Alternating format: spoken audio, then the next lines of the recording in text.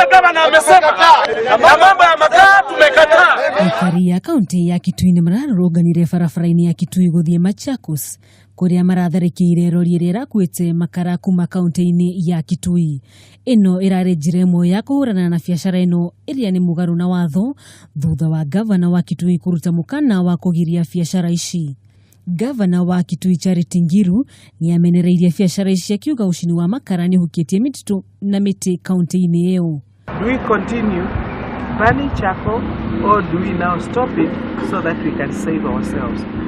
Aikari ya Kitui ni manyitĩte Ngilu mbaru makiuga gũtirĩ ũcini wa makara ũgũkorwo ũgĩthiĩ na mbere kaunti-inĩ ĩno. Tunasema ya kwamba gavana Ngilu amesema Kitui kaunti hakuna makaa, hakuna mambo ya mchanga. Na gavana akisema hiyo ni sheria kwetu. Kwa hivyo hii lazima ifuatiliwe. Firigisheni rĩu nĩ yambĩkĩtwo kũhĩtana na arĩa othe matete matũ na gũthiĩ na mbere na ũcini wa makara o ũndũ ũmwe na ũgethi wa mũthanga.